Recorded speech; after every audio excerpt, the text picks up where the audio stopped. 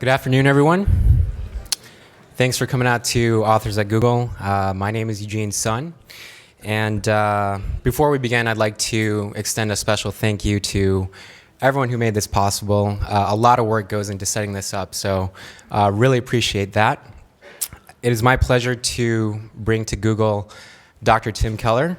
For those of you who don't know his background, he was raised in Lehigh Valley, Pennsylvania, educated at Bucknell University, attended Gordon Conwell, and Westminster Theological Seminary. In 1989, Dr. Keller founded Redeemer Presbyterian Church, located in Manhattan. Today, he's got a congregation of over 5,000 people. He's also helped start over 100 other churches worldwide. Last night, Dr. Keller was at UC Berkeley promoting his new book, The Reason for God, Belief in the Age of Skepticism. And he addresses a wide audience, whether they be agnostics, atheists, believers in mind. And he tackles some really difficult issues, such as, why is there suffering in this world? How can a loving God send people to hell? How can there be one right religion while all the others are wrong? So with that being said, I think we're going to have a great conversation. We're going to be having a Q&A session afterwards. Please use the mic to my left, and we'll be taking questions from there. And without further ado, I'd like to introduce Dr. Tim Keller. Thank you. I'm going to stay here. Thank you. Thank you, Eugene. I don't have any idea why any of you would know anything about my background. Eugene said, for those of you who don't know my background, I think that it'd have to be all of you. I mean, why would anybody know it? Even my children don't really know it. So I want to talk to you about the reasoning behind belief in God, or the reasoning that leads to belief in God. I can't possibly cover it in, say, 25, 30 minutes. My conscience is clearer because there is the book. In other words, what I say to you here is going to be sketchy. If anything I say really engages you, I won't feel guilty, because I can always say, read the rest of it in the book. I certainly can't really give good answers to this question in a talk, but I think I address it a lot better in the book, where there's a little bit more time. But the question is, what is the reasoning that leads to belief in God? And I like to deal with that under three headings: why the reasons for God are important, how the reasons for God work, and what the reasons for God are. Okay? First, why the reasons for God are important. Why should you even be here? In fact, I don't know why you're here, but I'll tell you why you ought to be here. Okay? If you have a kind of sound, firm skepticism, and you really don't believe in God, you really need to know this, what I'm about to tell you. And here's the reason why. When I was your age, I'm looking out there, when I was your age, which is a long time ago, everybody knew that the more technologically advanced a society got, the less religious it would get. That's what everybody thought they knew. And the more economically developed, the more educated people got, the more religion was going to sort of thin out, and the idea of a God and truth and miracles was going to sort of die out. Hardly anybody believes that anymore, because really that's not what's happened. Instead, robust Orthodox faith in God has gotten stronger in the world. It's gotten stronger in America. Secular thought has also increased, so we have a more polarized society now. But last week the Pew Foundation sent out its latest survey of the religious life of people in America, and now evangelical Pentecostals is the largest single category. It's bigger than mainline Protestants, bigger than Catholics. I can't imagine that 30 years ago. Meanwhile, in the rest of the world, keep some things in mind. Africa has gone from 9% to 55% Christian in the last 100 years.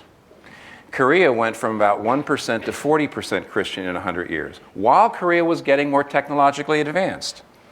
Same thing has basically happened for China. There's more Christians in China now than there are in America. And this has been happening even as science has advanced. So the old idea that somehow Orthodox religion is sort of going to go away, no, it isn't. It's going to be here, which means the only way we're going to get along is we've got to be able to get sympathetically into one another's shoes. So if you don't believe in God, you need to try to understand why anybody does. Or we're not going to be able to work in a pluralistic society. The new atheist books, Mr. Dawkins, Mr. Hitchens, and company. When they say religion is bad in those books, that's not a new thesis. A lot of people have been saying that for a long time. What is kind of new about the books is they don't just say religion is bad, they say respect for religion is bad. And if you counsel one section of your population to belittle and disdain and do nothing, show no respect for the beliefs of this group of people, beliefs that give them great joy and meaning in life, if you counsel one group of people to despise and do nothing to try to understand this group of people, that is a recipe for social disaster if anybody actually takes the advice. Now, if you are a believer in God, you need to know the reasons for God, and here's the reasons why. Doubt. You've got doubts. Don't tell me you don't. I know you may come from a church that says, oh no, doubt, we don't doubt. We believe. Well, if you don't deal with your own doubts and say, okay, in light of this doubt, why do I believe? Why do I believe Christianity? Why do I believe in God or whatever? If you don't let your doubts drive you to ask those questions, your faith will never get strong. Dealing with doubts honestly is the best possible way to develop a faith that can last in the face of anything. So you need to look at the reasoning for God if you're a believer in God. You need to look at the reasoning for God if you're not a believer in God. And actually, but most of the people that I know in this country at least really are kind of ambivalent. Your relationship with belief in God is a really weird one. Sometimes you do, sometimes you don't. Sometimes you do more, sometimes you do less. And you particularly need to hear this. Second point, how do the reasons for God work? Important. There are three basic kinds of reasons that all people who believe, and for which all people who disbelieve. If you disbelieve in God or you believe in God, it's because of all three of these kinds of reasons. The first kind are intellectual reasons. In other words, you read the arguments for the existence of God, or you read the objections to God or Christianity, let's say. I'm speaking as a Christian, that's why whenever I go into a particular religion, I'm always going to think of Christianity here. And if you think the arguments are compelling, you believe. If you think the arguments aren't compelling, you don't believe. So there's the intellectual, what you might call reasoning proper. Secondly, though, you have personal reasons. Nobody believes in God or disbelieves strictly for intellectual, rational reasons. There's always personal reasons. And here's what's interesting. Some people have horrible, bad experiences, tragedies and difficulties and disappointments. And some people interpret that as meaning, I really need God in my life. I need something to help me get through this. And other people have the very same experiences, and they interpret as meaning, I don't need a God who lets stuff like this happen. Other people get very successful. For example, they come to work for Google. And they're happy. And the toilet seats are heated.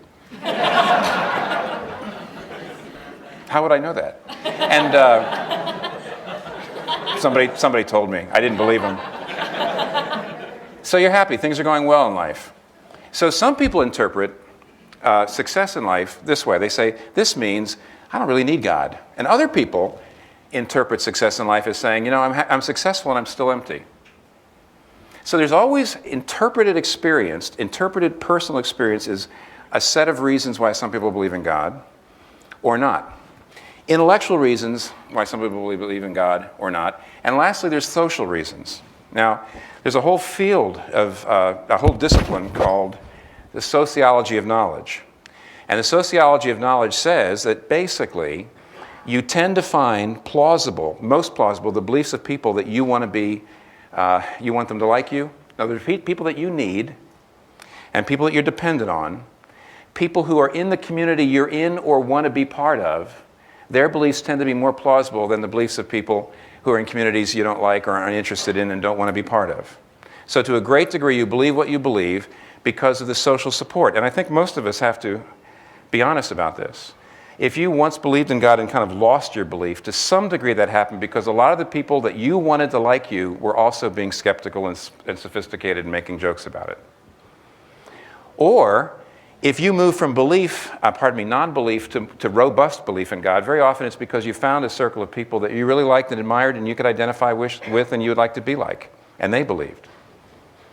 But what you can't do is reduce belief or non-belief to just one of those three. And people always do it. It's always all three. And let me show you what I mean. Very often, secular, non-believing people, non-believing in God, will say to me, yeah, Christian minister, you think you've got the truth. You think Christianity is the truth. If you were born in Madagascar, you wouldn't even be a Christian. Okay, so I sit there and I say, no, what is this? What is the point of this? Here's what he's saying. He's saying, my understanding of God is based on rationality. I've thought it out.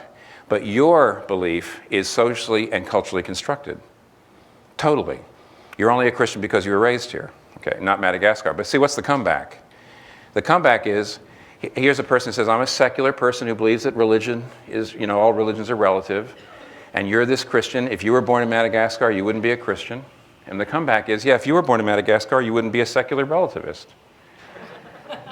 Does that mean that your position is all socially constructed? Oh, no. Well, see, yes and no.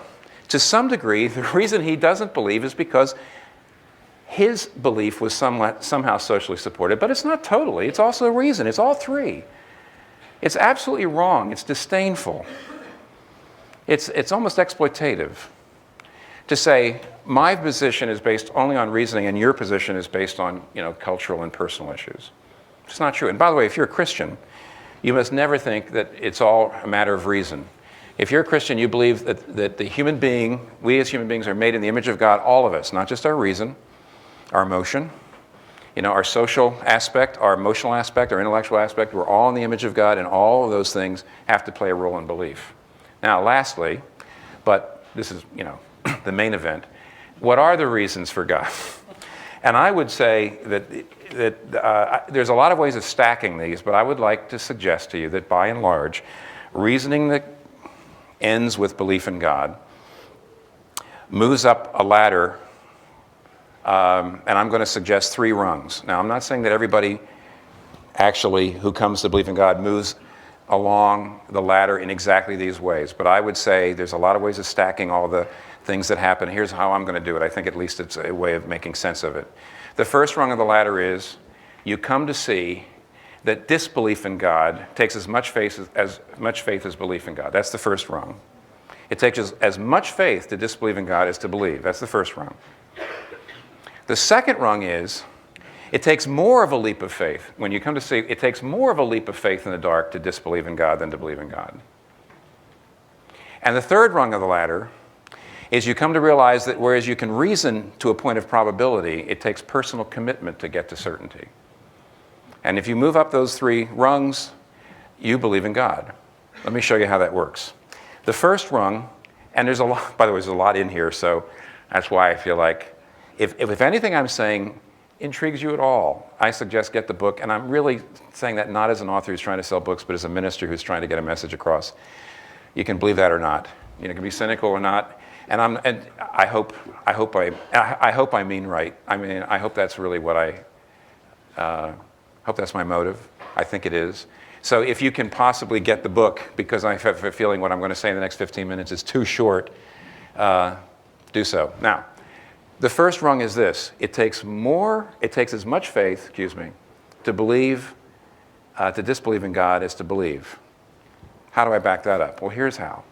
All of the arguments that purport to prove there is no God fall flat.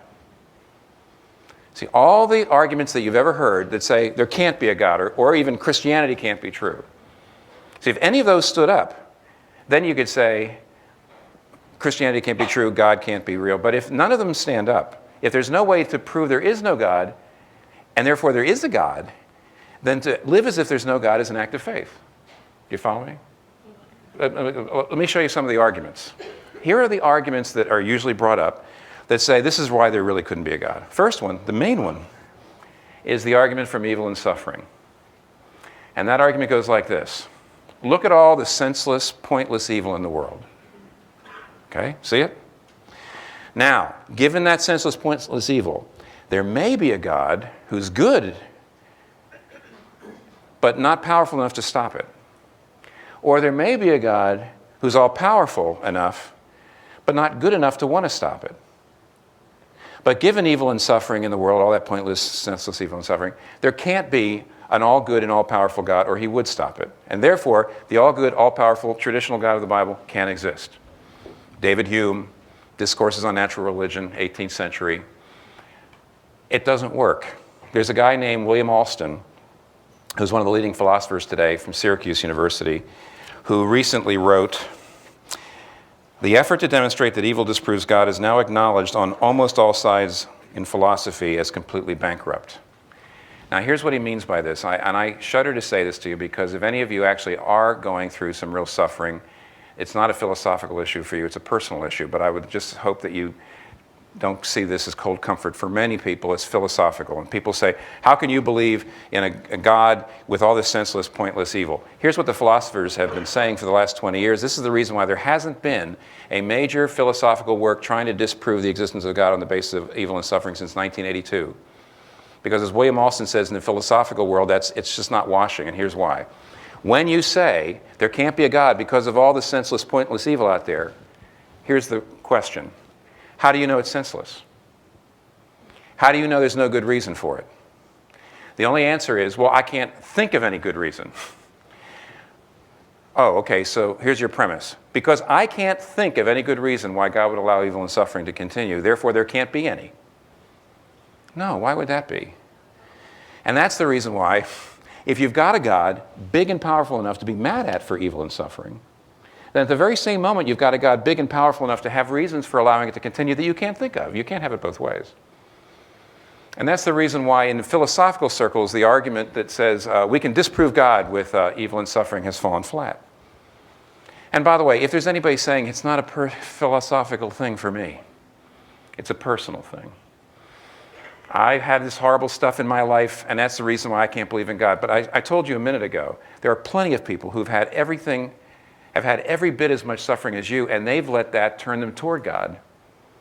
So personal suffering, experiences of suffering, the philosophical question of suffering doesn't disprove the existence of God. It doesn't work. Okay, well, what about this? This is what I would call the Hitchens argument against reality of God. I know it was here at one point, right? And this argument goes like this. If there really was a God, how could his believers have done so much evil in the history of the world?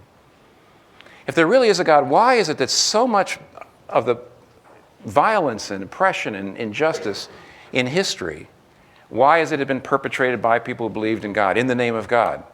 See, that's the argument. But here's the problem with that argument. It's a pretty big one. There must be something in the human heart that is so prone to violence and oppression that it can actually twist any worldview, any philosophy, any state of belief with regard to God into violence. So for example, Buddhism and Shinto, out of that soil grew the Japanese militarism of the World War II. Out of Christian soil grows everything from the Crusades in the 11th and 12th century down to today, people shooting abortion doctors. Out of Islam comes global terrorism. But out of atheism, is that the third time I've done that or the second time? It's going to be on the internet.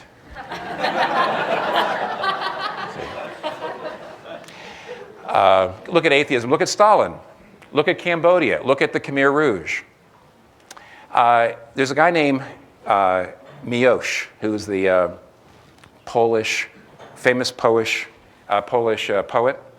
And he has a fascinating little essay called The Discrete Charms of Nihilism. Now there's a title for you. The Discrete Charms of Nihilism. And in it he points something out. He says, if you believe there's a God, it's fairly easy to twist that belief into violence because you can say, I have the truth, you don't. I'm a better person, you are an inferior kind of person. But he says, if you don't believe in God, he says, I've seen that be a warrant for violence. I've seen that be fruitful soil, or I've seen that twisted. You know why? He says, if you're an atheist, then you can say, if I can get away with something in this life, I get away with it. If I can kill these people over here, and I can get away with it, there is no judgment day. There is no punishment in the afterlife. He says, I've seen that. Now, you know what that means? I don't want, as a Christian, just because some people have twisted Christianity into a warrant for violence, I don't want to say to you, if you're an atheist, Well, look at what Czesław Miłosz says. Look at what he says. He says he's seen atheism twisted into violence. So you can twist anything into violence, non-belief and belief. And you know what this means? It's a tie. It does not disprove God. It doesn't disprove atheism. I'm not going to say, oh, atheism's stupid. Look at that. Look at Stalin. I don't want you to say, look at Christianity is stupid. Look at the Crusades. Let's just admit it's a tie. And let's admit it doesn't really argue against or for God. It certainly doesn't disprove God. Let me give you a third. We only have time for a third. A third argument against the existence of God. Well, no, I'll give you this one. A third argument is not that there can't be a God. There's an argument I would call you can't know there's a God. There's a lot of folks who've said, look, I don't know if there's a God or not, but nobody can know. Nobody can know. Leslie Newbigin has a great passage in one of his books. He was a British scholar, in which he says, here's how agnostics like to argue. They use the illustration of the elephant and the blind men. Have you heard that illustration? Here's 6 blind men that come upon an elephant, and everyone grabs the elephant at a different place. And one blind man is holding onto the trunk and says, oh, elephants are kind of long and flexible. And another guy has a hold of the leg and says, that's not true at all. Elephants are kind of thick and stiff and stumpy. And the illustration goes that every one of the blind men thinks they kind of know the whole elephant, but every one of the blind men basically only, in a sense, can sense part of the truth, and nobody can sense the whole truth. And so that's like the religions of the world. Every religion has a little bit of wisdom, but the fact is that nobody has the truth. Nobody can see the whole picture. Nobody can say, I know God truly. And Leslie Newbigin has a great spot where he says like this, he says, this is a quote, in the famous story of the blind men and the elephant, so often quoted in the interests of religious agnosticism, the real point of the story is constantly overlooked. The story is told from the point of view of someone who is not blind, but can see what the blind men are unable to grasp. That is the full reality of the elephant. And only the one who sees the whole elephant can know that all the blind men are blind. You see what he's saying? The only way you could know that all the blind men only sense part of the elephant is if you think you're not blind. You can only tell the story from the standpoint of someone who is not blind. And so he comes back and he says, what this means then is that there's an appearance of humility in the protestation that the truth is much greater than any one of us can grasp. But if this is used to invalidate all claims to discern the truth, it is in fact an arrogant claim to the kind of knowledge which is superior that you have just said no religion has. You follow that? To say, I don't know which religion is true, is an act of humility. To say, none of the religions have the truth, no one can be sure there is a God, is actually to assume you have the kind of knowledge you just said no other person, no other religion has. How dare you? See, it's a kind of arrogant thing to say nobody can know the truth because it's a universal truth claim. Nobody can make universal truth claims. That is a universal truth claim. Nobody can see the whole truth. You couldn't know that unless you think you see the whole truth, and therefore you're doing the very thing you say religious people shouldn't say. So does that disprove God? No. Does it even prove that you can't know God? Of course not. You undermine yourself. But lastly, the main thing I've seen people say, to say, look, there can't be a God, and here's what they say. Until you prove there's a God, until you show me rational empirical proof, I don't have to believe in God. And therefore, until you prove there's a God, there is no God. Well, here's the problem. That's a big leap of faith.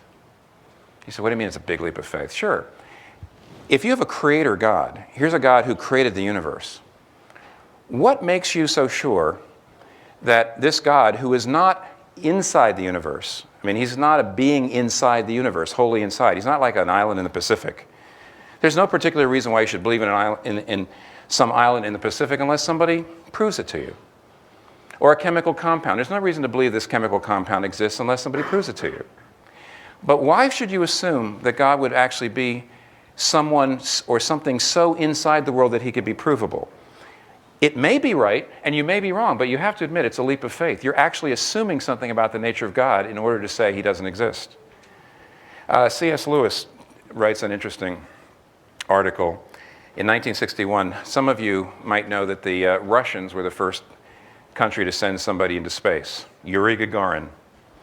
And he came back, and a few months later, the premier of Russia, Soviet Union, Khrushchev, was giving a speech and talking about atheism, and he actually said, "We've sent somebody to heaven," and he came back and he said he didn't see God anywhere. And C.S. Lewis wrote an article that said, interestingly enough, this. He says, if there is a God who created the world and created us, you don't relate to God the way a person in the first story relates to a man in the second story. Rather, you would relate to God the way Hamlet relates to Shakespeare. Because, see, if Hamlet wants to prove there's a Shakespeare, he's not going to be able to do that in a lab, nor is he going to be able to find Shakespeare by going up into the top of the stage, The only way he's going to know anything about Shakespeare is if Shakespeare writes something about himself into the play. And what that would mean is, if there is a creator God, there should be evidence, but the idea that you can't believe in him until someone proves him is actually an assumption, a faith leap about the existence of the nature of God before you even are willing to admit, that he's there. And besides that, you can't prove anything, hardly. You know that. Didn't you take Philosophy 101? I can't prove to you that I'm not a butterfly dreaming I'm a man. And there are no non-circular arguments for the proposition that your memories work. The world might have been here just 5 minutes ago. It could have come into existence 5 minutes ago. And your memories think it's farther back than that. How can you prove otherwise? See, the philosophers know that you can't prove anything. And guess what? You can't prove any of your moral convictions. Human beings are valuable. People have rights. You can't prove that. No, that's not self-evident. It maybe is to all your friends, but it's not self-evident to all the people in the world. It's not something you can prove. You can hardly prove anything, and yet you live your life on the basis of that. So why should you say to God, if you're there, you prove yourself to me, or you have I have no responsibility to you? Now, that may be true, it may not be true, but it's a leap of faith. Now here's where we come. This is only the first rung of the ladder.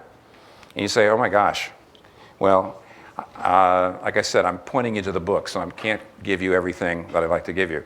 But here's where we are. If you can't prove that there is no God, that means there may be a God, and if you, in this room, any of you are living as if there is no God, you need to admit that that's a risk, that that's an act of faith, that you're taking your life into your hands, right? And it's as much an act of faith, a personal commitment and act of faith, as a person who gives him or herself to God. Now, if you don't even see that, then you're not on the first rung of belief, of reasoning toward belief in God. If you do see that, even for the first time, you've hit rung one. Rung two. Now, rung two, I'm going to be brief about, and the reason I'm going to be brief about it is because it actually takes more time to demonstrate than rung one. Rung two is this. It takes more of a leap of faith to disbelieve in God than to believe in God. Because God makes more sense of the things you see out there in the world than if there is no God. Let me give you only 2 examples. Only 2. One of them is this. One of them is the fine-tuning of the universe, and one of them is human rights. Okay? Fine-tuning of the universe. You've probably heard about this. There's a man named Francis Collins who's a real scientist. I am not. And he does a good job of talking about this. And the fine-tuning of the universe is the fact that the fundamental regularities and constants of physics, the speed of light, gravitational constant, strength of the weak and strong nuclear forces, all of those things have to be calibrated within a millionth of a millionth of a millionth of a degree, and they all have to agree for organic life to have grown. And therefore, it looks like this world is perfectly chosen for our human life. So what the argument goes like this. The argument is, what are the chances of this happening by accident? Very, very, 1 in a trillion that we just happen to be. So maybe this is an evidence for the existence of God. Now, a guy like Richard Dawkins very rightly says that is not proof. And here's the reason it's not proof. He says, what if at the Big Bang there were a million parallel universes, a billion, a trillion, infinite number of parallel universes, all created at once. And we just happen to be in the one. Okay, so what? Maybe it was a 1 in a trillionth chance, but here it is. We're here. That doesn't prove God, and he's right. Except Alvin Plantinga is a Christian philosopher at Notre Dame that has a little bit of a comeback that's kind of funny. He says, imagine yourself at a poker game. And you're sitting around at the poker game, and one man, the man who's dealing, deals himself 20 straight hands of 4 aces. 20 straight hands. Okay, now on the last time he deals himself 4 aces, everybody gets up. And you're just ready to pound him. And here's what he says. Look, he says, I know it looks suspicious, but what if there's an infinite succession of universes?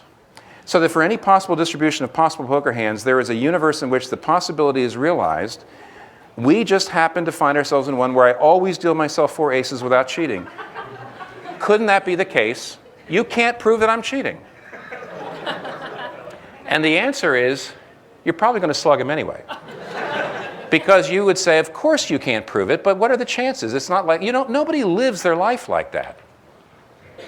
In other words, though the fine-tuning of the universe does not prove the existence of God, if there is a God, it makes sense. If there's not a God, it's a long shot. That doesn't prove the existence of God. All it proves is, if there is a God, what you see there makes more sense. Let me give you only one other example, only one. Human rights. Let me give you a good example of this. Alan Dershowitz, in his book, Shouting Fire, has a chapter on where do human rights come from. And he says there's basically 4 possibilities. Now, human rights is the belief that human beings are so worthwhile that regardless of age, regardless of ethnicity, regardless of gender, regardless of social status, regardless of how much wealth you have, every human being is of great worth and has certain rights that can't be exploited or trampled upon.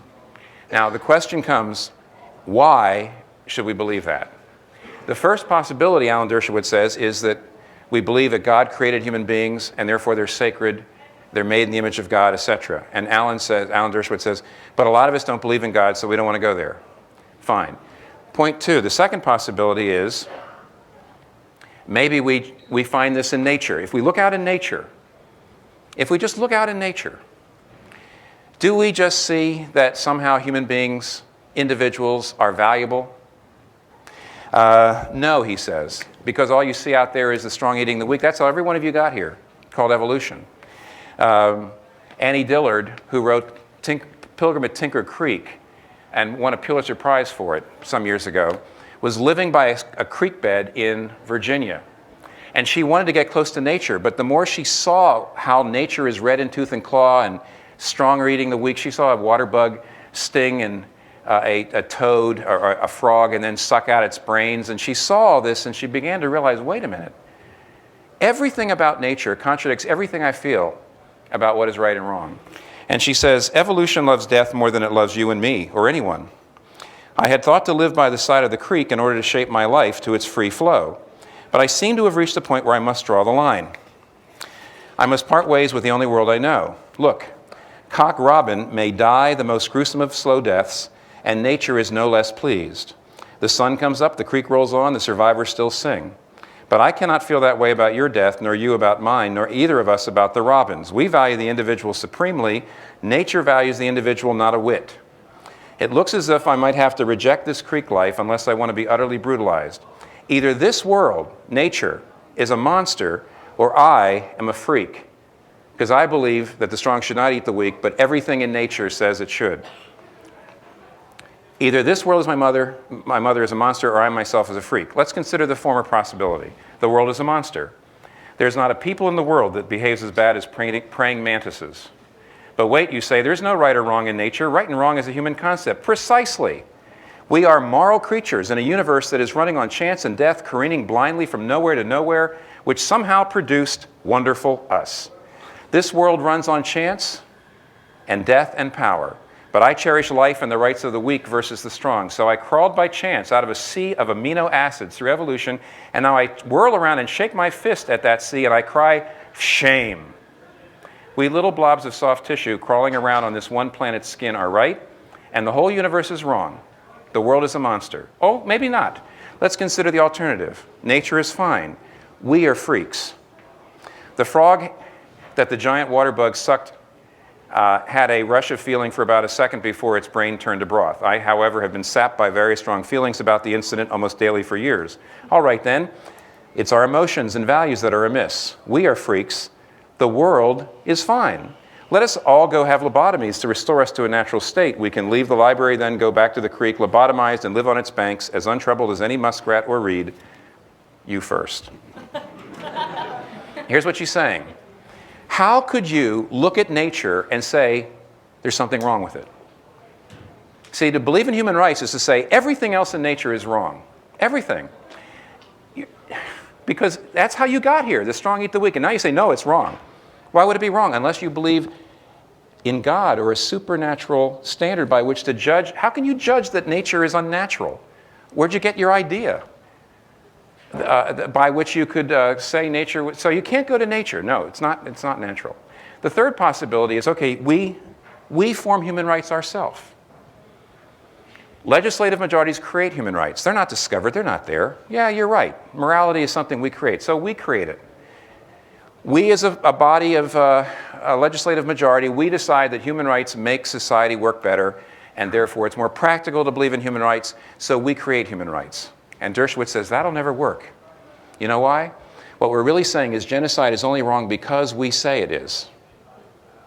And therefore, if 51% want to vote to take away the rights of 49% and destroy them, nobody can say, how dare you?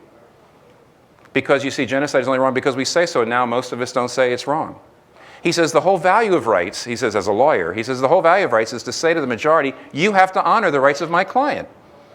Human rights are there. They're discovered. They can't be created. Oh, okay, now wait.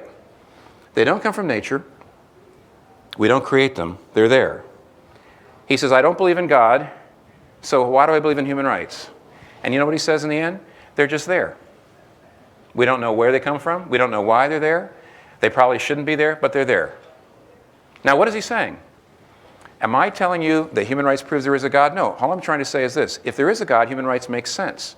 If there's no God, human rights don't make much sense. They don't make as much sense. You don't even know where they came from. What is this to say? Only that belief in God makes more sense of life than non-belief, right? Dershowitz is basically saying that. Alvin Planting is just and I could give you a long list. So here's my question. I can't prove God to you. I can only show you in thing after thing after thing, issue after issue after issue.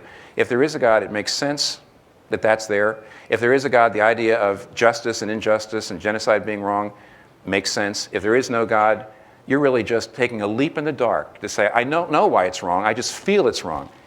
It's a bigger leap in the dark to believe in human rights if you don't believe in God than if you do.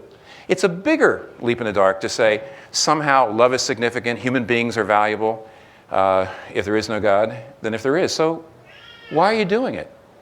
Why is it so hard to believe in God? Probably personal and social reasons, and maybe some intellectual reasons. Now listen, last, because I do want to take 15 minutes of questions. I just said that once you get through the second rung, you're only to the place of probability. God is more likely to exist.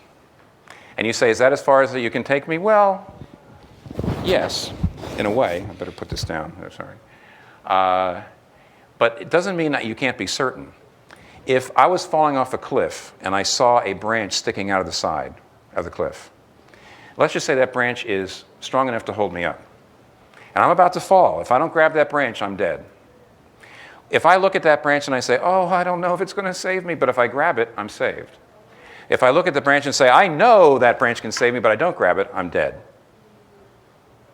You see, weak faith in a strong object is infinitely better than strong faith in a weak object, because it's the object of your faith, not the strength of your faith, that saves you. And if you get to the place where you think God probably is there, now it's time to make a personal commitment. You know what? If one of you wanted to come work for me, I could do all kinds of rational background checks and everything to try to figure out that you're probably the right person for the job. But until I commit to you, until I bite, until I invest in you, until I actually hire you, which is always a risk, I can't know. But if I personally commit to you, in a year or so, I can know perfectly well. Same thing with Jesus. Same thing with God. At a certain point, you come to probability, and then you have to commit. you remember how, and here's the great thing about Christianity. Mind if I put in a plug for my own religion? I've been talking about God in general, but I'm a minister. Can't I do that? You know, it's my job. Remember how I said C.S. Lewis said that if there is a God, the only way you'd know about him is, since he's like Shakespeare, he would have to write some information about himself into the play. You know, you can go beyond that if you're an author. Any of you ever see the Peter Wimsey novels, or ever see they were put on BBC? Dorothy Sayers was one of the first women to ever graduate from Oxford, and she was a detective novelist, and she wrote a series of novels. Peter Wimsey was this aristocratic detective, and he solved mysteries. And halfway through the series, a woman shows up named Harriet Vane. And Harriet Vane was one of the first women who ever graduated from Oxford, and she was a writer of detective novels, and she falls in love with Peter Wimsey and marries him. Do you know who Harriet Vane is? See, what happened was Dorothy Sayers fell in love with Peter Wimsey. She created him. She created the whole world that he was in. And she also saw he was horribly lonely. And she wanted to get into that world and save him. And guess what? She did. She wrote herself in, and she married him, and they lived happily ever after. Now, you know what the gospel is? Every other religion says God is up here and you have to believe in him, but only Christianity says God wrote himself into the play. It's really moving to say, oh, Dorothy Sayers put herself into the world she created, and she fell in love with her key character. That's exactly what God has done. That's what the gospel is. And therefore, if personal commitment is the key to certainty, Christianity has a leg up, because you've got a watertight, not a watertight argument, you've got a watertight person, Jesus Christ, against whom in the end I don't think there can be a good argument. Now, what I'm going to do is walk over here without knocking anything over. And then everybody wants to ask me questions for the next 15, 20 minutes or so. Just come up there and, oh, I'm sorry, I moved this a little bit. Am I still in line? Okay.